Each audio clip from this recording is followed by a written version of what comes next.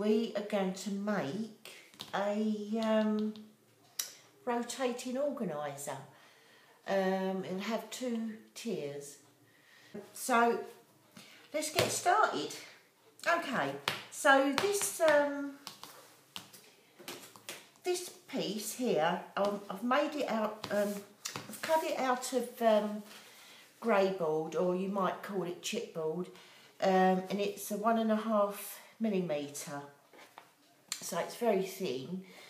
So I've doubled it up, so it'll be like 3mm. So I started off with a measurement of 22.5, or you might want to do 22, and by 20, so it's 22.5 by 20 centimetres, and you need 4, so you need 4, and then you want to cut a shape. Now I've used a tin lid. I think I just went like this to get the basic shape, and then I curled it round like that.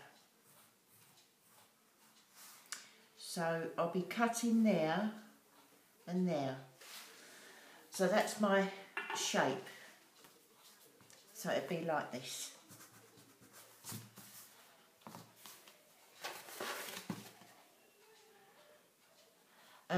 Having already marked it on the other side, I'm going to stick with what I've done.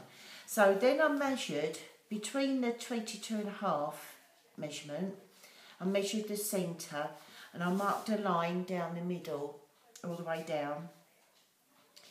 And then halfway, I marked halfway and cut out a 3mm slot, or just slightly over 3mm. Because this will be papered either side,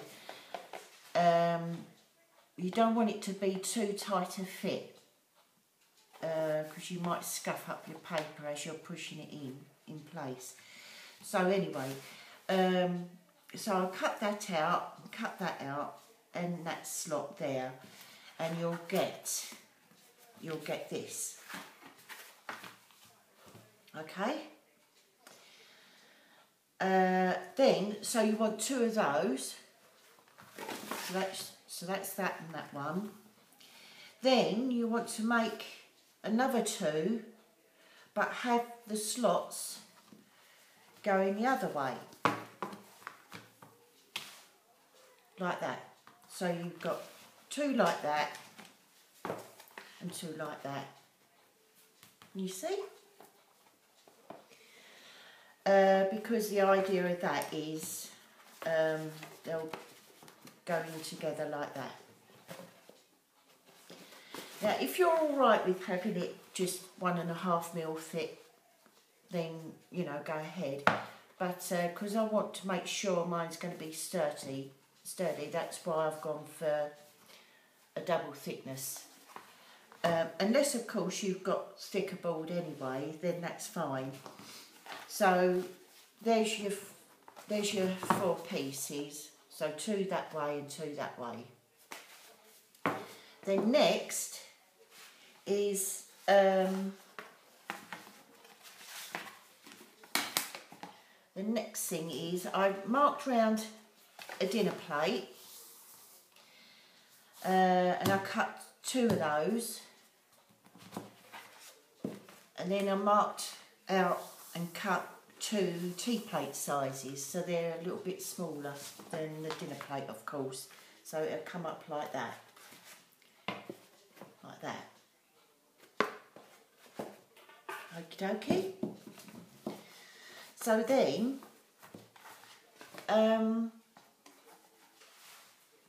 now my dinner plate size, I better tell you, my dinner plate size is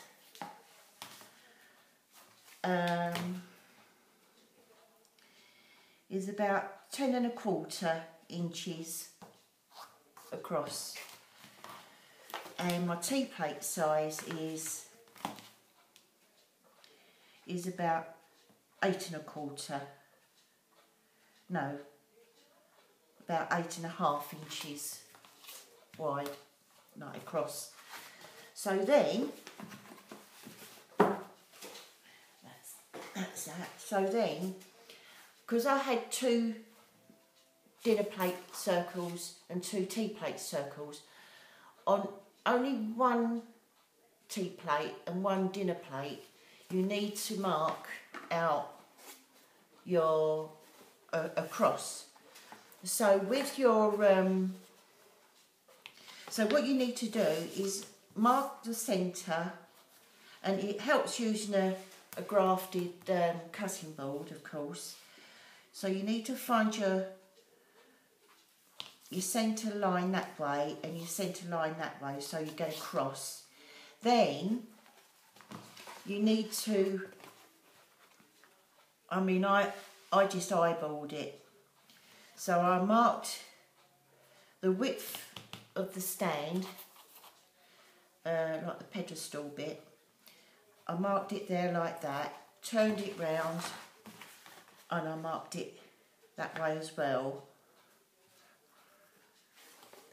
And then I cut it out like I've done for the small tea plate size. So you need to do that on 1 each of the tea plate and dinner plate, cutting out your cross. Okay. I've already prepared a set. This set's going to be for a friend.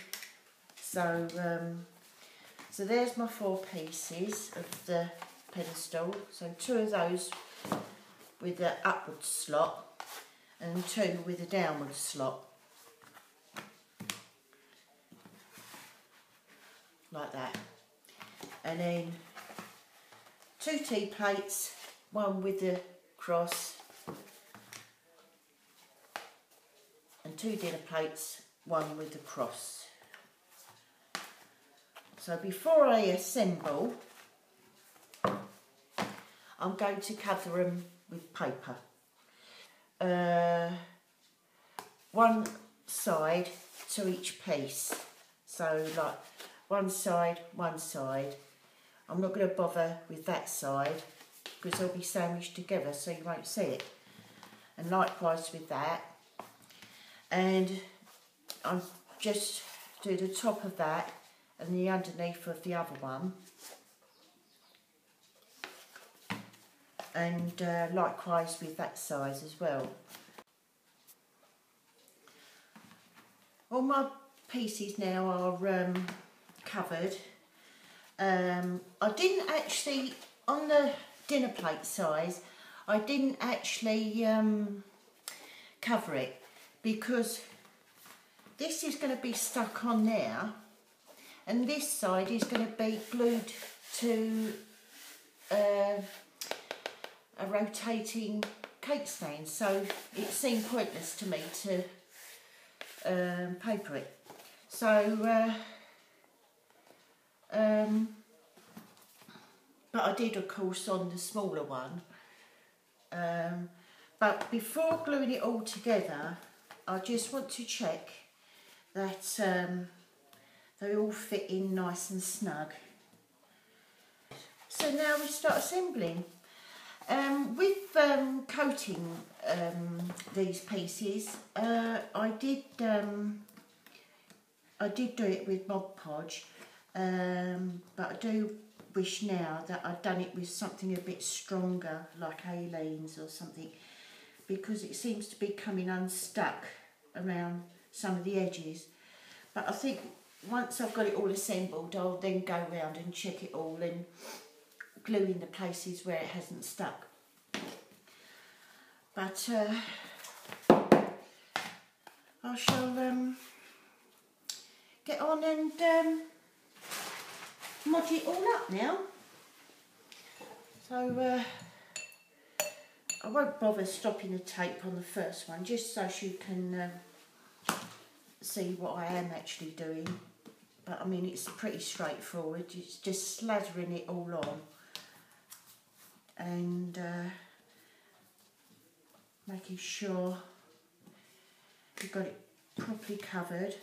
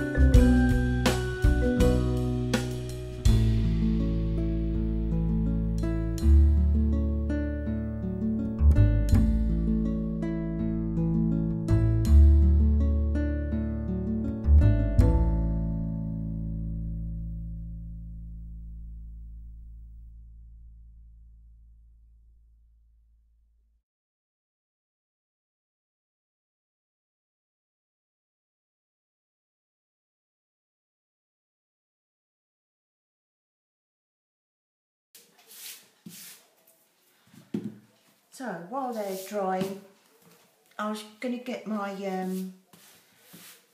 the beads that I am actually going to use. I'm going to get them together, and I'm also going to come back to you with the edging I'm going to use for these two rounds, these two circles, and I'll give you the measurements of those when I come back.